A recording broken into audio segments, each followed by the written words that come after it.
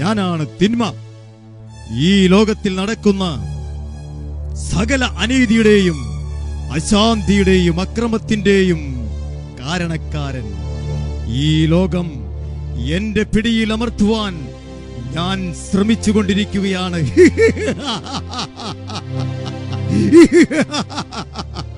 നിങ്ങൾക്കറിയുമോ, ഈ ലോകം മുഴുവൻ എനിക്കടിമകളുണ്ട്.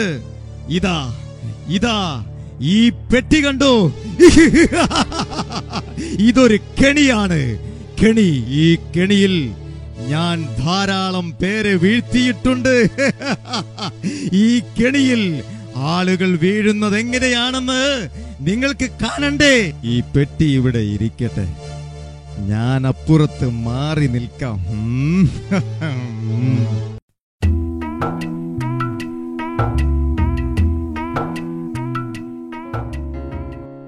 ഇതെന്താണാവോ ഈ ബോക്സില്?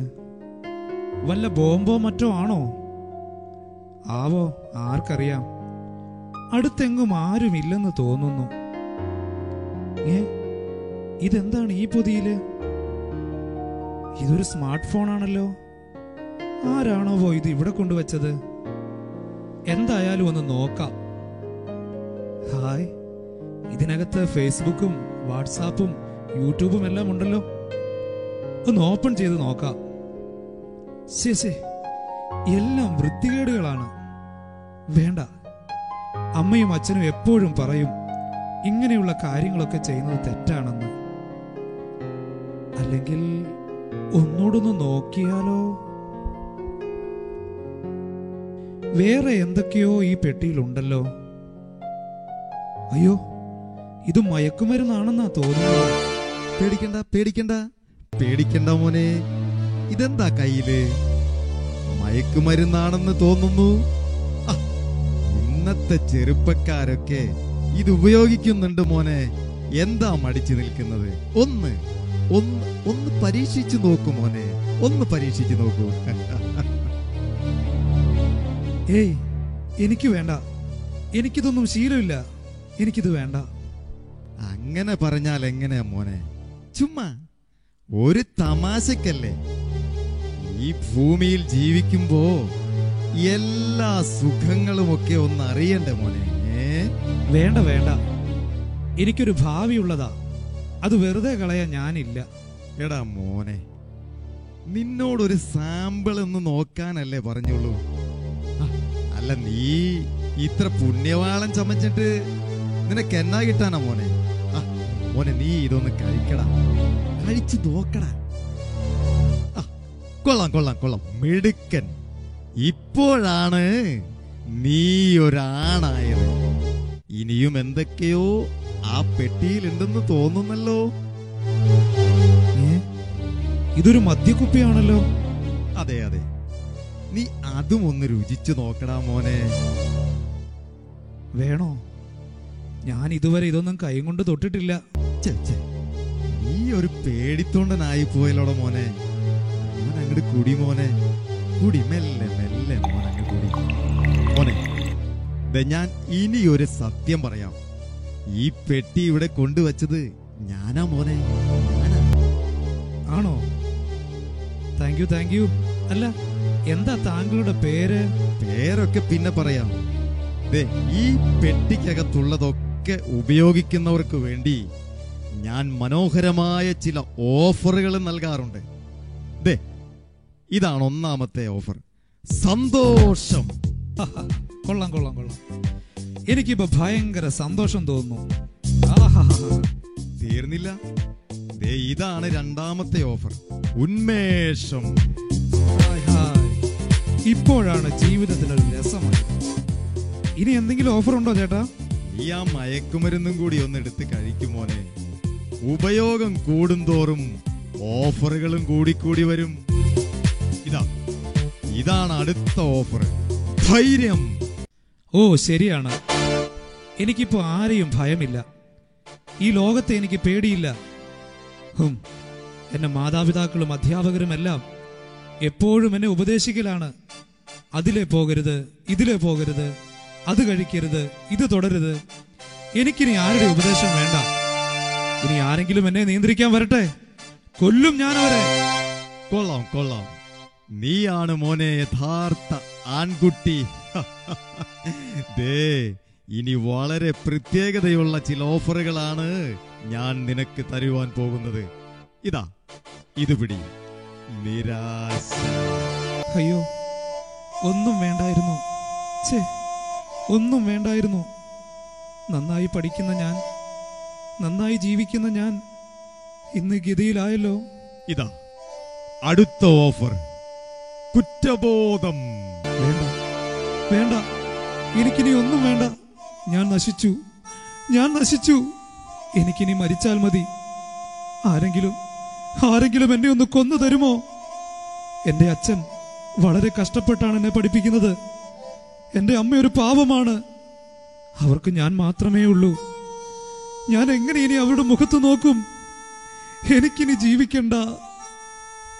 ഇതാ മോനെ, നിനക്കൊരു മെഗാ ഓഫർ. ക്യാൻസർ. മദ്യവും മയക്കുമരുന്നുമൊക്കെ ഉപയോഗിച്ച് തൊണ്ടയ്ക്കും വയറ്റിലുമൊക്കെ ക്യാൻസർ വന്ന് കരളൊക്കെ ദ്രവിച്ച് വീട്ടുകാർക്കും നാട്ടുകാർക്കും തീരാവേദനയായി കിടക്കുന്നവരെ നീ കണ്ടിട്ടില്ലേ? നിനക്കും ഈ ഗതി അത് തന്നെ. വേണ്ട, എനിക്കത് വേണ്ട. എനിക്കിനി ഒന്നും വേണ്ട. എനിക്ക് പോകണം, എനിക്ക് പോകണം. എന്നെ ഒന്ന് പുറത്തിറക്ക്, പുറത്തിറക്ക്, പുറത്തിറക്കാൻ. അനങ്ങിപ്പോകരുത്. നിനക്കിനി രക്ഷപ്പെടാനാകില്ല. ഒരിക്കൽ ഈ പെട്ടിക്കകത്ത് കയറിയാൽ പിന്നെ അവന്റെ അവസാനം ശവപ്പെട്ടിയിലാണ്. രക്ഷപ്പെടാമെന്ന് കരുതണ്ട. നീ എന്റെ അടിമയാണ്, അടിമ. ലഹരിയുടെ മാസ്മരിക ലോകത്ത് ലോകത്തിന്റെ 5 വൻകരകളിലുമുള്ള കോടാനുകോടി അടിമകളിൽ ഒരാൾ നീ ഇനി എന്റെ അടിമയാണ്. അവിടെ തന്നെ കിടക്ക്. അയ്യോ, ഞാനിനി എന്ത് ചെയ്യും? എനിക്ക് മടുത്തു. അയ്യോ, തീർന്നല്ലോ ഇത്. എനിക്ക് ലഹരി വേണം, എനിക്കിനിയും വേണം. എല്ലാം മറക്കുന്നത് വരെ, എന്റെ ബോധം നശിക്കുന്നത് വരെ എനിക്കത് ഉപയോഗിക്കണം. പ്ലീസ്, പ്ലീസ്, അല്പം കൂടെ ലഹരി എനിക്ക് തരാമോ? അല്പം കൂടെ ലഹരി എനിക്ക് തരാമോ? അങ്ങനെ വഴിക്ക് വാ. നിന്റെ കയ്യിൽ പണമുണ്ടോ? പണമുണ്ടോന്ന് ഉണ്ടെങ്കിൽ ഞാൻ തരാം. എത്ര വേണമെങ്കിലും തരാം. ഇല്ല, എന്റെ കയ്യിൽ ഒന്നുമില്ല. സാരമില്ല, നിന്റെ വീട്ടിൽ കാണും. നിന്റെ അപ്പനും അമ്മയും നിന്നെ അന്വേഷിച്ചു വരുമ്പോൾ ചോദിക്ക്. തന്നില്ലെങ്കിൽ മേടിക്കണം. കൊന്നിട്ടാണെങ്കിലും മേടിക്കണം, കേട്ടോ? അയ്യോ, എനിക്ക് പുറത്തിറങ്ങാൻ പറ്റുന്നില്ലല്ലോ. ആരെങ്കിലും എനിക്കല്പം പണം തരാമോ? എനിക്കല്പം പണം തരാമോ? എനിക്ക് ഭ്രാന്ത് പിടിക്കുന്നു. ലോക ജീവിതം നിനക്കെന്നും ബന്ധനം മാത്രമേ തരികയുള്ളൂ. മദ്യവും കഞ്ചാവും ആത്മഹത്യകളും യുക്തമായി നിൻ കാര്യം തീർക്കുകില്ല. സ്വന്തവും ബന്ധവും മിത്രവും ശത്രുവും നിത്യദുഃഖങ്ങളായി തീരുകില്ലേ? നിത്യദുഃഖങ്ങളായി തീരുകില്ലേ? മായച്ചന്തയിൽ മയങ്ങും മനുഷ്യ, മരണം നിന്നിൽ അകലെയല്ല. മോനെ, ഞങ്ങൾ നിന്നെ എവിടെയെല്ലാം അന്വേഷിച്ചു. അയ്യോ, എന്റെ മോന് ഇത് എന്ത് പറ്റി? എന്ത് കോലമാടാ ഇത്? എനിക്ക് പണം വേണം. എനിക്ക് ലഹരി വാങ്ങണം, അല്ലെങ്കിൽ ഞാനിപ്പോ ചത്തുപോകും. മോനെ, മുണ്ട് മുറുക്കി ഉടുത്ത് പട്ടിണി കിടന്നും കിടപ്പാടം വിറ്റും എല്ലുമുറിയ പണിയെടുത്തിട്ടാണ് നിന്നെ ഞങ്ങൾ പഠിപ്പിക്കുന്നത്. നീ ഒരു നല്ല നിലയിലായിട്ട് വേണം ഞങ്ങൾക്കൊന്ന് വിശ്രമിക്കാൻ. പക്ഷേ നീ എന്താ ഇങ്ങനെ ആയിപ്പോയത്? അമ്മേ, അച്ഛാ, എനിക്ക് പണം തരാൻ. എനിക്ക് പണം വേണം, ഇല്ലെങ്കിൽ ഞാൻ നിങ്ങളെ കൊല്ലും. എനിക്ക് പണം വേണം, എനിക്ക് ലഹരി വേണം. അയ്യോ, എനിക്ക് പണം വേണം.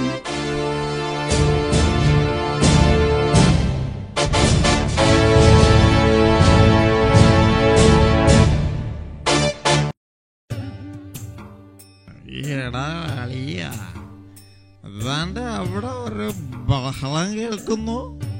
വാടാ, ദാണ്ട് അവിടെ ഒരുത്തൻ കിടന്ന് കരയുന്നു.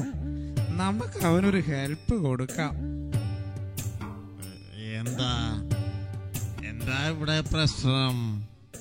What is the problem? ഞങ്ങളുടെ മോൻ ദേ അവിടെ കുടുങ്ങിപ്പോയി. നിങ്ങൾക്ക് പറ്റുമെങ്കിൽ അവനെ ഒന്ന് രക്ഷിക്കാമോ? ഓ, അതാണോ പ്രോബ്ലം? അത് ഞങ്ങൾ ഇപ്പൊ ശരിയാക്കി തരാം. ചേട്ടന്മാരെ, ചേട്ടന്മാരെ, എന്റെ മോനെ പെട്ടെന്ന് രക്ഷിക്ക. പിടിക്കടാ, നമുക്ക് ഇവനെ രക്ഷിക്കാടാ. പാവം പയ്യൻ. ആ, വലിക്കടാ, ആഞ്ഞു വലിക്കടാ. എടാ, ഒന്നുകൂടെ വലിക്കാൻ.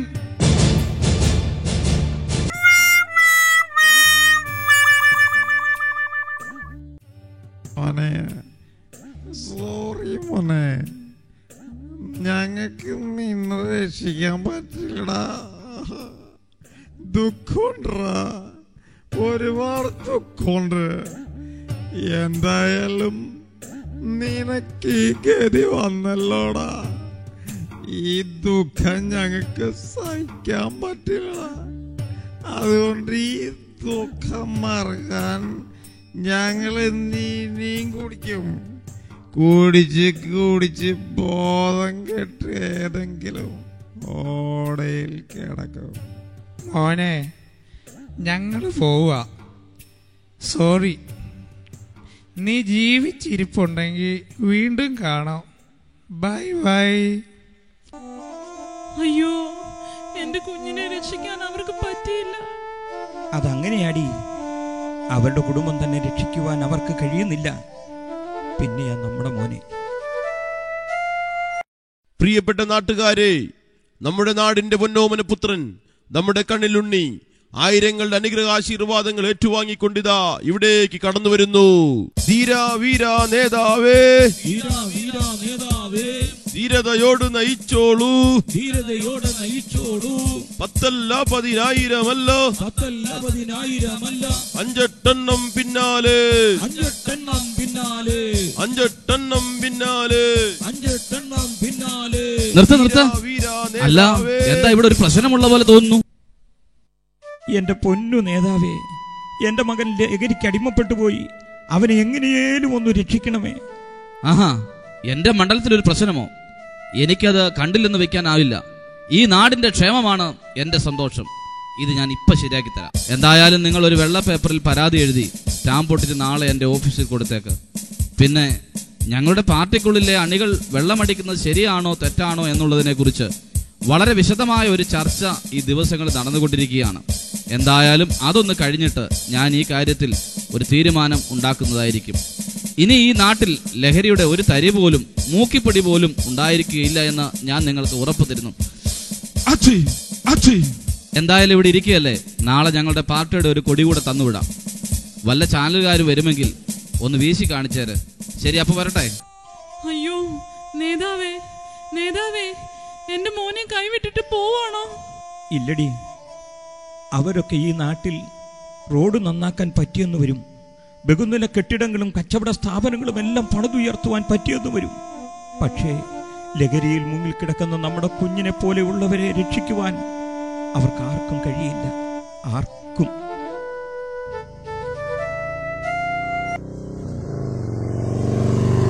ഒന്ന് നിൽക്കണേ, ഒന്ന് നിൽക്കണേ എന്റെ പൊന്നു സഹോദരങ്ങളെ, ഇവനെ ഒന്ന് രക്ഷിക്കണം. എന്താ ഞങ്ങൾ ചെയ്യേണ്ടത്? കയ്യോ കാലോ വെട്ടിയാൽ മതിയോ, അതോ തലയർത്ത് മുമ്പിൽ വെക്കണോ? ഏയ്, നിങ്ങൾ എന്താ പറയുന്നത്? എന്റെ ചെറുക്കനെ ഉപദ്രവിക്കാൻ വന്നവരാണോ? അതെ ചേട്ടാ, ഞങ്ങളൊരു ചെറിയ കൊട്ടേഷൻ സംഘമാണ്. ഞങ്ങൾക്ക് വേറെ വർക്കുള്ളതാ. പറ, ഞങ്ങൾ എന്താ ചെയ്യേണ്ടത്? ഇവനെ എപ്പോ തൊടണം? അയ്യോ, അവനെ ഒന്നും ചെയ്യരുത്. അത് ഞങ്ങളുടെ മകനാണ്. അവൻ ലഹരിക്കകത്ത് കുടുങ്ങിയിരിക്കുകയാണ്. എങ്ങനെയെങ്കിലും അവനെ നിങ്ങൾ രക്ഷിക്കണം. ചേച്ചേ, ഞങ്ങളെ വെറുതെ മെനക്കെടുത്തി. വാടാ പോകാം. അയ്യോ, അങ്ങനെ പറയരുതേ. നിങ്ങൾ എങ്ങനെയെങ്കിലും അവനെ രക്ഷിക്കണം. ഞങ്ങൾ എന്ത് വേണമെങ്കിലും ചെയ്യാം. ഓ, ഇത് വലിയ ശല്യമായല്ലോ. ഞങ്ങളിങ്ങനെ ചീപ്പ് കേസൊന്നും പിടിക്കാറില്ല. എന്തായാലും നിന്നതല്ലേ, ഞങ്ങളത് നോക്കട്ടെ. ഏയ്, നിങ്ങളോട് ആര് പറഞ്ഞു അവനെ തൊടാൻ? അത് ചോദിക്കാൻ നീ ആരാ? ഈ കാര്യത്തിൽ നീ ഇടപെടേണ്ട. പോ പോ. ഞാൻ ആരാണെന്നോ? ഞാനാണ് തിന്മ. ഇവൻ എന്റെ അടിമയാണ്. എന്റെ വലയിൽ നിന്നും ഇവനെ രക്ഷിപ്പാൻ ആർക്കും കഴിയില്ല. മര്യാദയ്ക്ക് പോകുന്നതാണ് നിങ്ങൾക്ക് നല്ലത്. ഓഹോ, എന്നാലതൊന്ന് കാണട്ടെ. ഞങ്ങൾക്കാണെങ്കിൽ ഈ വർക്കിനൊരു എതിരാളി ഇല്ലാത്തത് കൊണ്ട് ഒരു ത്രില്ലില്ലാതെ വിഷമിക്കുകയായിരുന്നു. അങ്ങനെയെങ്കിൽ ആദ്യം നിന്നെ ശരിയാക്കാം, എന്നിട്ട് ഇവന്റെ കാര്യം നോക്കാം.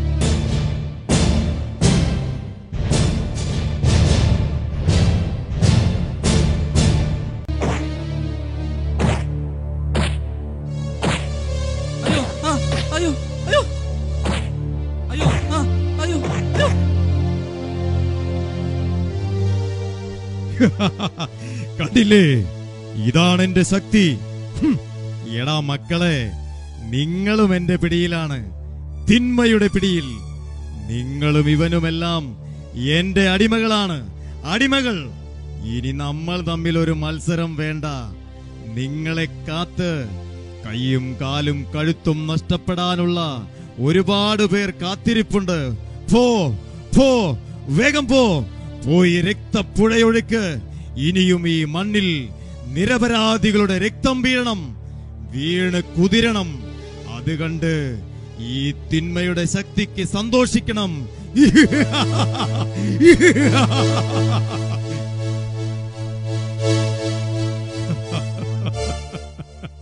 പാവങ്ങൾ, അവരറിയുന്നില്ല ഈ ചെയ്യുന്നതിനെല്ലാം പകരമായി അവരും ഇഞ്ചിഞ്ചായി അനുഭവിക്കുമെന്ന്. തീയിലേക്ക് പറന്നെടുത്ത് ഒടുവിലൊരു പിടിച്ചാരമായി മാറുന്ന ഈ ആമ്പാറ്റകൾ.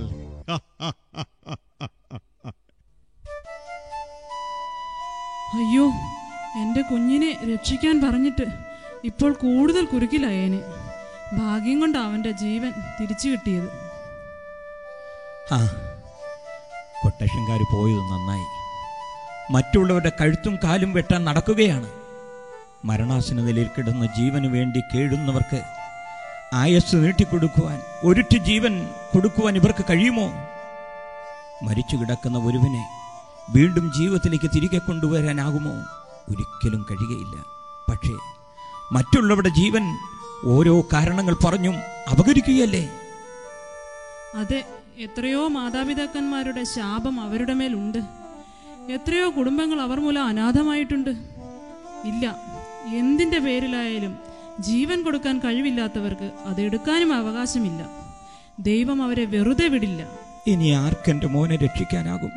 ദൈവമേ, എന്റെ കുഞ്ഞു വലിയ ആളാകാൻ കാത്തിരുന്ന ഞങ്ങൾക്ക് അവന്റെ നാശം കാണേണ്ടി വരുമോ?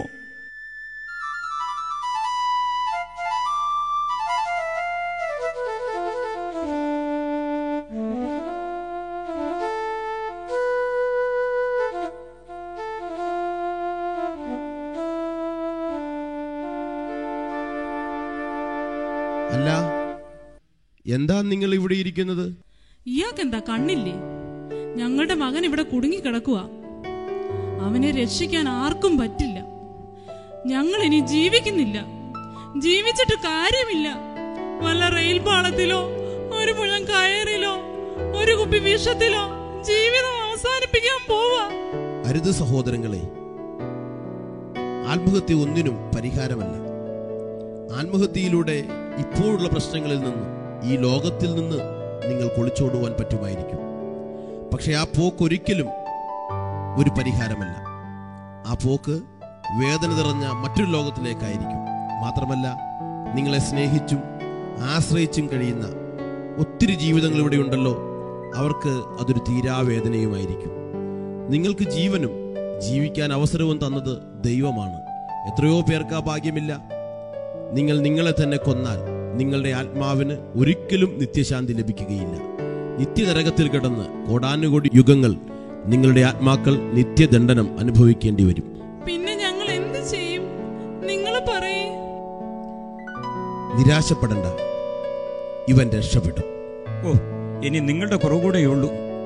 വെറുതെ ഞങ്ങൾക്ക് ഓരോരോ ദിവാസ്വപ്നങ്ങൾ തന്ന് വീണ്ടും ഞങ്ങളെ നിരാശപ്പെടുത്തുകയാണോ?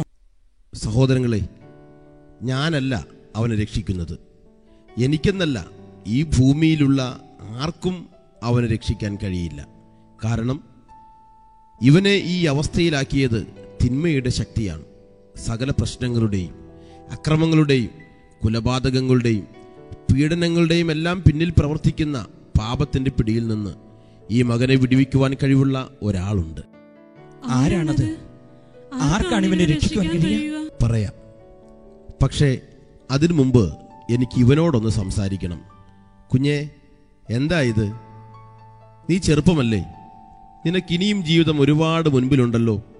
നോക്കൂ, ഈ ലഹരികളോട് നീ വിട പറയണം. നീ ഒരു തീരുമാനമെടുത്താൽ, നന്നായി ജീവിക്കണമെന്ന് നീ ചിന്തിക്കുകയാണെങ്കിൽ നിനക്ക് രക്ഷപ്പെടാൻ കഴിയും. എന്നെ രക്ഷിക്കാൻ ആർക്കും കഴിയില്ല. എനിക്ക് രക്ഷപ്പെടണമെന്നുണ്ട്. ഈ ലഹരിയുടെ പിടിയിൽ നിന്ന് എനിക്ക് എങ്ങനെങ്കിലും ഒന്ന് രക്ഷപ്പെടണമെന്നുണ്ട്.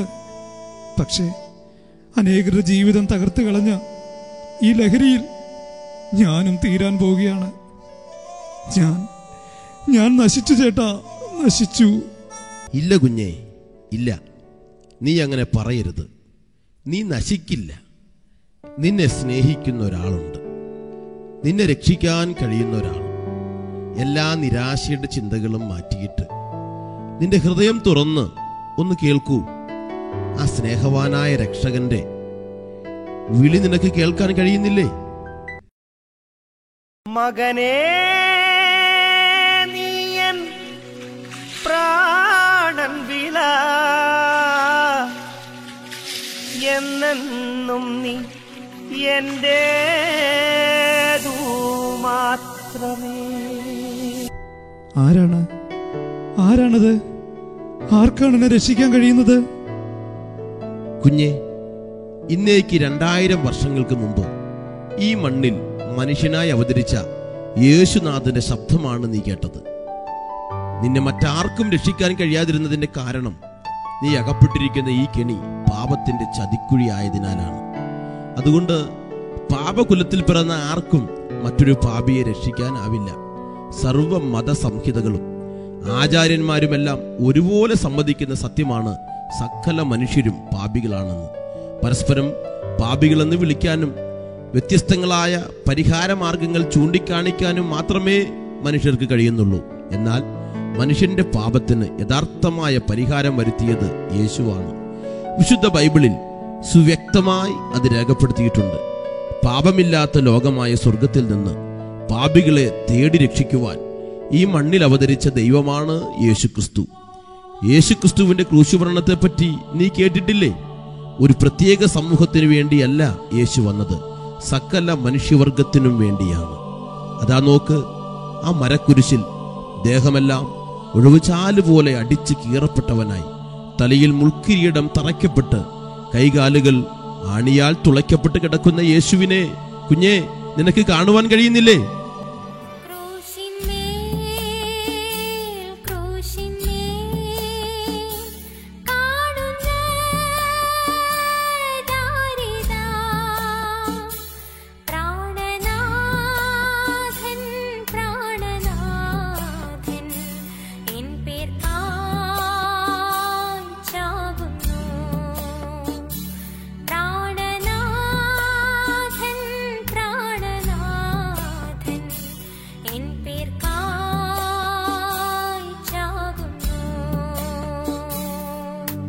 യേശുവിന് എന്റെ മോനെ രക്ഷിക്കാനാവുമോ? ആ തിന്മയുടെ ശക്തി ഇനിയും വന്ന് തടയില്ലേ? ഒരിക്കലും അവന് തടയാനാവില്ല. കാരണം യേശു കാൽവരി ക്രൂശിൽ വെച്ച് അവനെ പരാജയപ്പെടുത്തി. സകല മനുഷ്യരെയും പാപം ചെയ്യിച്ച് ദൈവിക കോടതിയിൽ ശിക്ഷയ്ക്ക് വിധിക്കപ്പെട്ട് നിത്യനരകത്തിലേക്ക് കൊണ്ടുപോകുന്ന അവന്റെ പിടിയിൽ നിന്നും നമ്മെ രക്ഷിക്കാനാണ് യേശു ക്രൂശിൽ മരിച്ചത്. പാപത്തിന് ശിക്ഷയുണ്ട്, അത് മരണമാണ്. യേശു നമുക്കായി അത് ഏറ്റുവാങ്ങി. അന്നത്തെ യഹൂദ മതകോടതികളും റോമാ ഗവൺമെന്റുമൊക്കെ 5 കോടതികളിൽ 7 പ്രാവശ്യം മാറി മാറി വിസ്തരിച്ചിട്ടും ആർക്കും യേശുവിൽ ഒരു തെറ്റും കണ്ടെത്താനായില്ല. ഒരു ചെറിയ തെറ്റിന് പോലും ക്രൂരമായ ശിക്ഷ വിധിക്കുന്ന റോമാ ഗവൺമെന്റിന്റെ പ്രതിനിധിയായ പീലാത്തോസ് അവനെ നോക്കി പറഞ്ഞു, ഇവനിൽ ഞാൻ ഒരു തെറ്റും കാണുന്നില്ല. ഈ നീതിമാന്റെ രക്തത്തിൽ എനിക്ക് പങ്കില്ല എന്ന് പറഞ്ഞ് അദ്ദേഹം കൈ കഴുകി. ശത്രുക്കൾ പോലും മനസ്സുകൊണ്ട് അംഗീകരിച്ച നിസ്തുല്യനായ യേശു നീചമായ ഒരു മരണം സ്വയം ഏറ്റെടുത്തത് നിന്നെ രക്ഷിക്കാൻ വേണ്ടിയാണ്. നാം ശിക്ഷ അനുഭവിക്കേണ്ട സ്ഥാനത്ത് യേശു അത് ഏറ്റുവാങ്ങി. ഇന്ന് നീ നിന്റെ ഹൃദയം യേശുവിന് കൊടുത്താൽ ആ യേശുവിന് നിന്നെ രക്ഷിക്കാനാകും. യേശുവേ, യേശുവേ, ഞാനൊരു പാപിയാണ്, ഞാനൊരു മഹാപാപിയാണ്. എന്നോട് ക്ഷമിക്കണം, എന്നെ രക്ഷിക്കണം, എന്നെ രക്ഷിക്കണം യേശുവേ, എന്നെ രക്ഷിക്കണം. ശരി, ഇനി ഞാനൊന്ന് നോക്കട്ടെ. ഹേയ്, നിങ്ങൾ ആരാണ്? അവനെ തൊട്ടുപോകരുത്. ഇനി അത് പറയാൻ നിങ്ങൾക്ക് അധികാരമില്ല. ഇവൻ ഇവന്റെ പാപജീവിതത്തോട് വിട പറഞ്ഞിരിക്കുകയാണ്. ഇവനിനി നിന്റെ അടിമയല്ല. പാപബന്ധനത്തിൽ നിന്ന് യേശുക്രിസ്തുവിലുള്ള വിശ്വാസം ഇവനെ സ്വതന്ത്രമാക്കി. ഇവനിപ്പോ ഒരു ദൈവ പൈതലാണ്. ആഹാ, അത്രയ്ക്കായോ? എന്റെ അടിമയെ നീ കൊണ്ടുപോകുമെന്നോ? ഇവൻ എന്റെ അടിമയാണ്, എന്റെ വിടവനെ.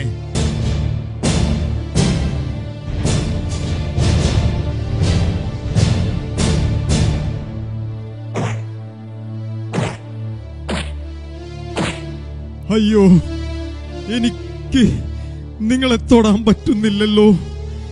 ഏതോ അദൃശ്യമായ ശക്തി എനിക്കെതിരെ യുദ്ധം ചെയ്യുന്നുണ്ട്. ഓ, നിങ്ങൾ ഇവനെയും രക്ഷപ്പെടുത്തിയല്ലേ? ഇനി ഞാൻ ഇവിടെ നിന്നിട്ട് കാര്യമില്ല. മോനെ, ദൈവം നിന്നെ ഞങ്ങൾക്ക് തിരിച്ചു തന്നു. ഇനി നീ ഒരു തെറ്റിലേക്കും പോകരുത്. കുഞ്ഞെ, യേശു നിന്നെ രക്ഷിച്ചു. ഒരുപാട് കാര്യങ്ങളിൽ നാം സ്വാതന്ത്ര്യം അനുഭവിക്കുമ്പോഴും നിങ്ങളെ അസ്വസ്ഥപ്പെടുത്തുന്ന ചില അടിമച്ചങ്ങലകൾ വരിഞ്ഞു മുറുക്കിയിട്ടില്ലേ? ഈ അവസരത്തിൽ വിശുദ്ധ ബൈബിളിലെ ഒരു വാക്യം ഞാൻ ഓർപ്പിക്കാം. യേശു നിങ്ങളെ സ്വതന്ത്രരാക്കിയാൽ നിങ്ങൾ സാക്ഷാൽ സ്വതന്ത്രർ ആകും.